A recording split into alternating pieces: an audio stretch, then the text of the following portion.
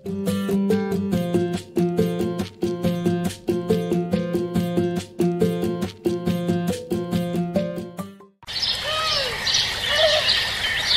रोज गोकुल में 7 साल की गोपियां हाथ में मिठाई की मटकियां लिए आपस में बातें करती हुई जा रही थी। मैं तो सूर्य पूजा होने तक की प्रतीक्षा भी नहीं कर पा रही।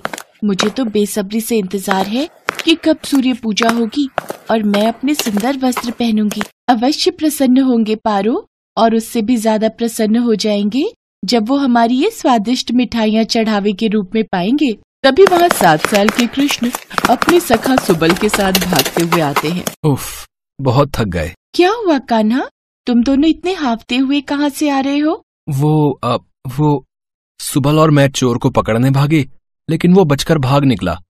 उस चोर ने हमारा सारा भोजन चुरा लिया और बेचारे सुबल को तो अब भूख के मारे चक्कर भी आने लगे हैं। अच्छा, तो फिर ये भी संजोग ही होगा ना कि हम सखियां तुम्हें और सुबल को रसगुल्ले और संदेश के साथ यहाँ मिली।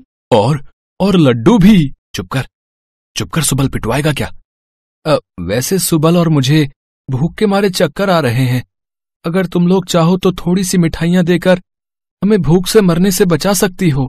ये मिठाइयाँ आज की सूर्य पूजा के लिए हैं, काल्पनिक चोरों का पीछा करने वाले चतुर लड़कों के लिए नहीं, समझे? ओह, तो क्या आज सूर्य पूजा है?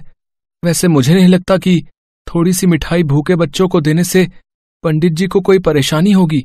वैसे कौन से पंडित जी आ रहे हैं सूर्य पूजा के लिए? वो तो तुम्हें चंद्रयानी और प्रभात काकी ही बता सकती है, क्योंकि वो ही पंडित को खोजने गई हैं। ये कहकर वो वहाँ से चली जाती। अरे, एक एक मिठाई का स्वाद ही लेने देती। एक एक मिठाई क्यों सुबल?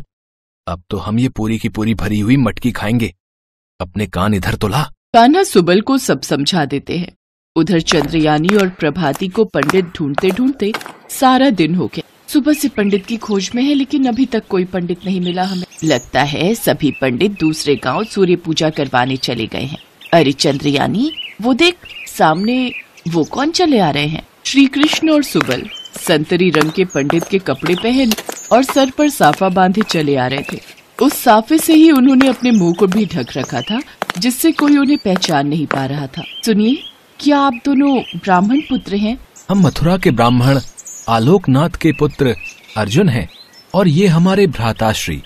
मथुरा में हम बेहतरीन सूर्य पूजा करवाने के लिए भी जाने जाते हैं। क्या सूर्य पूजा के लिए हमें ऐसे ही गुणवान पंडितों की आवश्यकता थी? मैं क्षमा करे माता, किंतु हम केवल बच्चों की पूजा करते हैं। हाँ, ये पूजा भी हमारी बच्चियों, हमारी कन्याओं की ही है, जो उन्होंने सूर्यदेव के लिए रखी है। सूर्यदेव की पूजा? फिर तो हमें कोई आपत्ति नहीं, हम अवश्य करेंगे। शुक्रिया ब्राह्मण पुत्र, किंतु आप दोनों ने अपना मुंह क्यों ढका हुआ है? क्योंकि हमने प्रतिज्ञा ली है कि जब तक हम अपने पिता से सभी तरह की पूजा विधि नहीं सीख जाते, हम अपना चेहरा किसी को नहीं दिखाएंगे। वाह वाह, क्या ऊंचे विचार हैं आपके ब्राह्मण पुत्र। इतनी सी उम्र में इतना ज्ञान। तो क्या ब्राह्मण पुत्र आप हमारे लिए सूर्य पूजा करेंगे? अवश्य माता, आप सभी कन्याओं का साथ हमें दोपहर के समय सूरज कुंड मंदिर में मिले। चंद्रयानी और प्रभाती सभी कन्याओं के साथ सूर्य कुंड मंदिर जाती हैं, जहां सभी कन्याएं तैयार होकर आती हैं, साथ ही अपनी मिठाइयों की मटकी भी लाती हैं। सभी चढ़ावों को कृपा कर यहाँ हमारे पास रख दें और स्वयं वहाँ आसन ग्रहण करें। अब पूजा शुरू करते हैं। स्वस्ति ऋचम सा स्वाद, स्वस्ति ऋचम सा स्वाद। ओम मित्राय सुवाहा, ओम मित्राय सुवाहा। कुछ देर बाद पूजा समाप्त हो जाती है। चंद्रयानी कान्हा के पास जाती है। लीजिए ब्राह्मण पुत्र, ये दक्षिणा स्वीकार कीजिए। नहीं, अगर हमने ऐसा किया तो सूर्यदेव हमसे नाराज हो जाएंगे।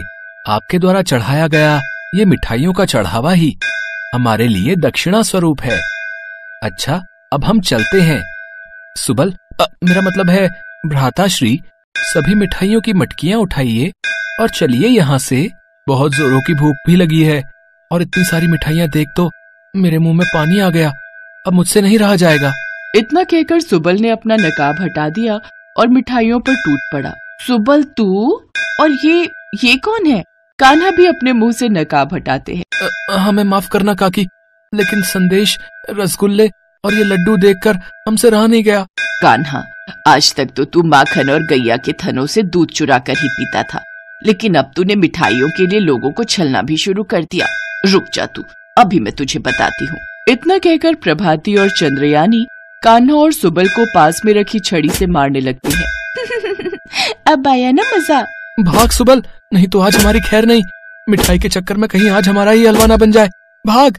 दोनों वहाँ से 9-2-11 हो जाते हैं और इस तरह अपनी नटखट शरारतों से कान्हा हमेशा कुछ न कुछ लीलाएं रचते ही रहते हैं।